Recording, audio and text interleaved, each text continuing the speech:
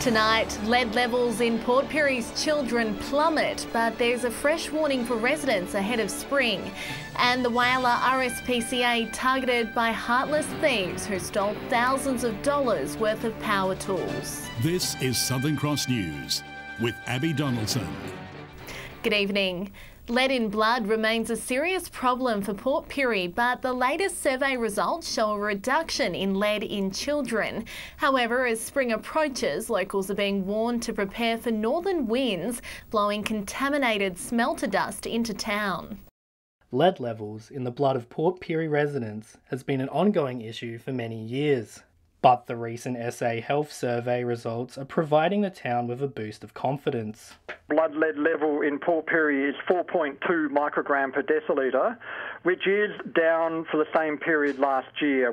Over 400 kids have been recently tested, and the results show that blood lead levels in children under 5 are lower than last year. This time last year was 4.5 and it's now 4.2, which is a reduction of 0.3 microgram per decilitre. But the positive results come with a warning from SA Health. As Port Pirie residents begin to brace for a dry start to spring, it's believed strong winds could carry contaminated lead smelter dust from the north over the town and into family homes. On those hot, windy days when the wind's coming from the north, it's for families to keep their houses well shut up. SA Health is encouraging residents to take extra care when carrying out home renovations, gardening and other activities, which may lead to higher lead intake. They say it's important to wash and dry your hands regularly and to keep your home dust-free this spring. We encourage families to keep their floors dust-free, for children to eat on high chairs because children like to crawl around. If they eat and they get their hands sticky. Dominic Beaton, Southern Cross News. Whyalla's RSPCA has been left devastated after thieves broke into their premises. 10 grand worth of tools were stolen, which were being used on a project to help rehabilitate local animals. It's a heartless theft targeting a dedicated local community group. Whyalla's RSPCA has fallen foul of thieves who broke into their Cook Street premises. Gone are thousands of dollars worth of power tools. Just all sorts of power tools that we're using out the back of the room to do with metal work and woodwork. The crime happened in the early hours of last Friday morning. The assailants gained entry through a hole in a fence with a neighbouring property. They've ripped a piece of cladding off a shed and then unlocked a storage cage before helping themselves to the power tools, which have been donated by the community. All the items are donated or funded through community groups and by local community members. While ensured the theft has a big impact on what they were being used for, they were helping volunteers build a new space that'll rehabilitate animals and give them some freedom. On top of the cost, Andre says it also means the animals will have to remain locked up. They'll be spending more time inside the kennels for a while because they won't be able to have areas to go out and play in and areas for us to train the animals in. The group is appealing for the tools to be returned. We'd love to have the tools back so we can keep going. John Hunt, Southern Cross News. Meantime, Port Pirie police are investigating the theft of 2 pug dogs from a property at Mananari in the mid-north. Butter and Winnie was stolen from the backyard of their home between 9 a.m. and 12 p.m. last Thursday. Police searched the area for the 2 pedigrees but have been unsuccessful in finding them. Anyone with information is urged to call Crime Stoppers on 1800 333 000. A record number of attendees have packed through the doors of the annual Global Maintenance Conference in Port Augusta. The 2-day event focuses on resources and mining. An exciting future for a growing region. The next 5 to 10 years in the Upper Spencer Gulf region will be driving the South Australian economy. Speaking at the Global Maintenance Conference, Port Augusta Mayor Sam Johnson highlighted the region's booming energy sector. With a 280 megawatt solar farm in Whyalla announced just weeks ago, as well as a variety of ongoing mining and energy projects in the Port Augusta and Port Pirie regions. We are entering some of the most exciting times that this region is going to have. The 2-day conference program has plenty for the record 515 delegates, featuring a stacked list of guest speakers. One of the conference's big selling points for businesses is the opportunity to network and connect with suppliers from around the state. Over 70 exhibitors offering everything from virtual reality training to engineering services. It's a way of the future where you don't actually physically have to get a crane out, set it up, and have all the hours where you've got to pay continually to have cranes on hire to do training. It's just meeting the people that are on the floor. The benefit for us is just sharing the message that we are a local provider and that we can provide services to heavy industry throughout the region. Garth Burley, Southern Cross News. SA farmers are increasingly turning to renewable energy. A Commonwealth Bank survey has found 49% have solar power on their property. Another 11% also have solar with battery storage. Reliability and reducing costs are being cited as the main reasons, and it seems more farmers are keen on going green, with a further 45% considering investing in renewable energy sources. Broken Hills councillors are in for a long meeting tonight with over 35 motions up for debate. One councillor submitted 18 of his own following a recent community meeting. A long night ahead with plenty to talk about. There's some issues on the agenda that will create a lot of debate. On top of the 15 motions in the original monthly meeting agenda, Councillor Tom Kennedy has put forward 18 more as supplementaries. The vast majority of those come from the public meeting that was held on the 31st of July. The motions cover a range of different topics, from discussing a mural to be painted alongside the Regional Art Gallery to establishing a more open question time before council meetings. People feel intimidated at a council meeting. They feel intimidated because they have to put the questions in advance. A lot of people feel nervous right up to the point that they get enough courage to get up and speak. One motion that has caused some bewilderment, though, was the call to set up a Broken Hill Heritage Festival to promote the city. We did hold a heritage festival, and I'm amazed that the councillor who held the public forum did not know this. Regardless, Councillor Clark says all motions will be given the proper consideration, even if that means a midnight finish. We will take each motion and consider it very carefully on its merits, and councillors will be giving it due attention and consideration. Broken Hill's monthly council meeting has just started at the local chambers. Patrick Reinke, Southern Cross News. Still to come tonight, the grandest prize in Australian racing makes a quick stopover in Broken Hill, and Port Pirie Primary School kids hit the right notes for a special performance. The Port Augusta Council will write to the state and federal government to ask for help to address the town's shortage of doctors. They claim it's a broken system which sees GPs registered in Port Augusta but working elsewhere. Going to your doctor is meant to be a stress-free experience.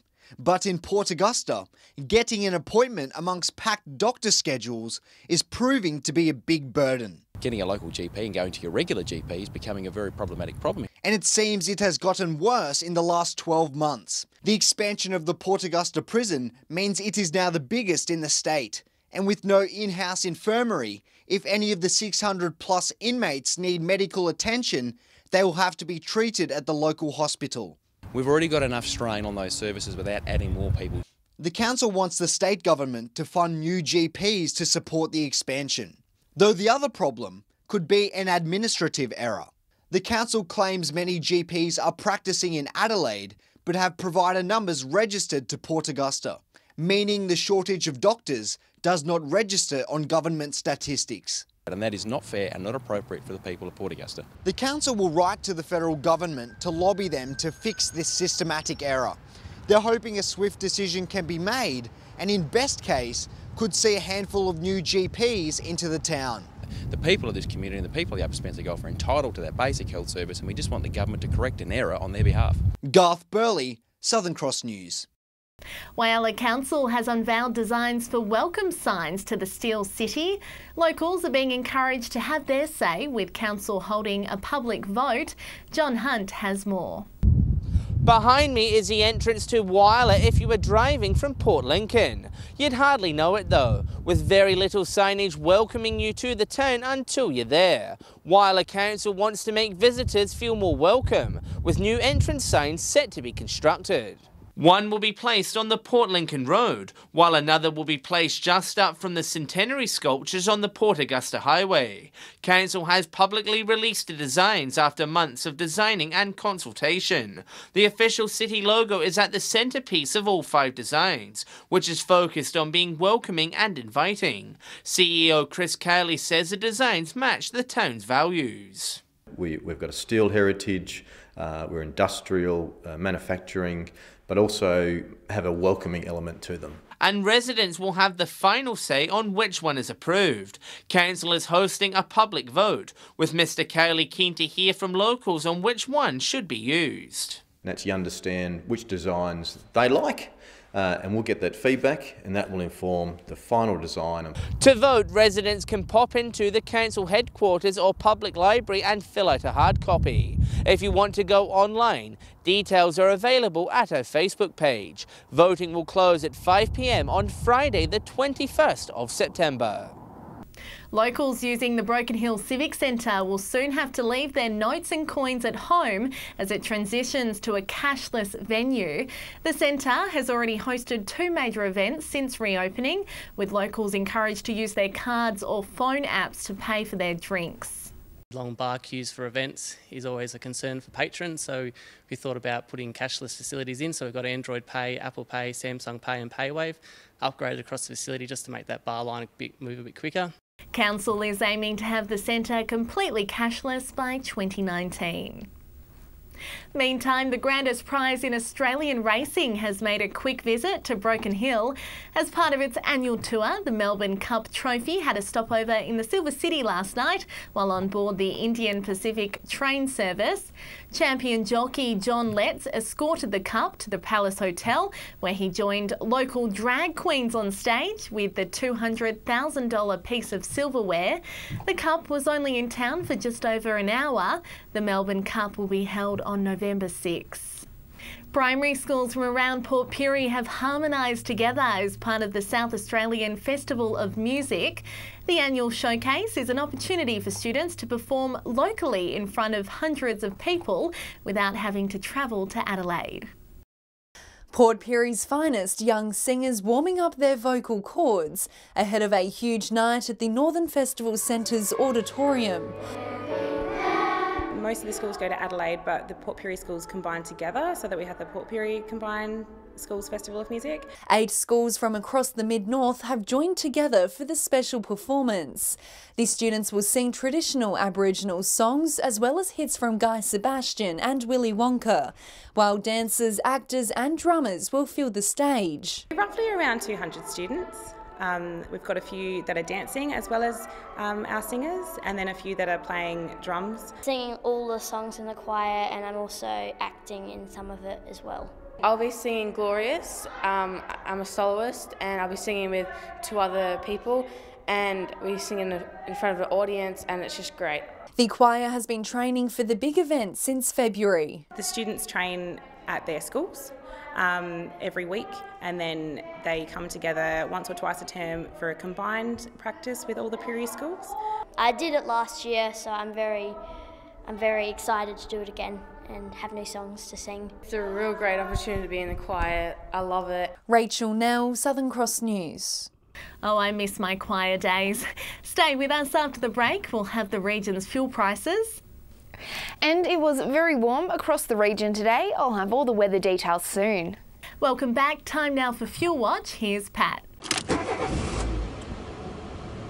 Mixed results at the Bowser this week. Majority of the Spencer Gulf has seen a slight rise, while here in Broken Hill things remain steady. Starting with unleaded, and Port Lincoln is seeing red but is managing to hold on $1.45. In Whyalla, the price has broken even once again, still on $1.47. Port Augusta is up by just over a cent but continues to hover in the low 140s. Port Pirie has also seen an increase, but it's only minuscule. Kadina is the best performer in the local regions this week. The price there has dropped by over 3 cents to sit on an even $1.40. Here in the Silver City, it's a fair bit pricier at $1.53. 1.23. In stark contrast, Adelaide is at the start of a new cycle and currently sits 20 cents cheaper at 1.33. Moving over to diesel now, and Whyalla is down a cent while Port Lincoln is up a cent. Port Augusta joins Whyalla on 1.54. Port Pirie is a bit cheaper at 1.51. The good times continue to roll in Kadina with another price drop. The township is only paying around 1.45 to fill up. Broken Hill is the most expensive by far, getting dangerously close to $1.60. And in the SA capital, there's been a small drop in the diesel price. It's currently holding steady on 1.41. Now remember, these prices are the regional averages and they do not reflect any one particular outlet. If you happen to find a spot that does sell unleaded or diesel for cheaper, let us know on our Facebook page. Thanks, Pat, and time now for the weather with Amy. Thanks, Abby. Spring has arrived early across the region today, with temperatures well into the 20s. Port Augusta reached 29, while maximums in Whyalla and Port Pirie also pushed into the high 20s. And before we move on, a massive thank you to Christine McHugh, who captured this beautiful sunset at Port Augusta. If you've got a weather snap you'd like to share, we'd love to see it, and you can send it through to localnews@sca.com.au. Checking the satellite now, and skies are mostly clear with dry winds, which have led to a mild day in the west where winds are quite gusty. However, this is leading to a chilly night in the calmer southeast. If you're out on the waters tomorrow, northeasterly winds will shift northwesterly up to 30 knots, while seas will reach 2.5 metres. Sunrise is at 6:42, while it will set at 5:59. The chance of a change sweeping across all districts tomorrow, a high of 24 for Port Augusta and Whyalla, with possible showers. Possible thunderstorms in Port Lincoln and Woodna, with maximums in the high teens. Looking towards the weekend, and showers will settle in around Port Lincoln with a high of 14 on Sunday. Conditions should fine up by the end of the weekend in Cleve and Woodna, with temperatures sitting in the mid-teens. Possible showers around Whyalla will clear by Sunday for a top of 16 degrees. Temperatures in Port Augusta will drop slightly in the coming days. However, Sunday will still be a mostly sunny 18. Kadina could also see possible thunder and showers. A fine 17 for Port Pirie on Sunday after the chance of wet weather over the next few days. Conditions should fine up in Clare to close out the weekend. And in Broken Hill, wet and windy conditions forecast before a fine 16 on Sunday. So Abby, while the wet weather may be settling in once again, we should see finer conditions late into the weekend. Thanks, Amy. Let's hope there's more rain on the way. And that's the local news this Wednesday. Thanks for your company. Good night.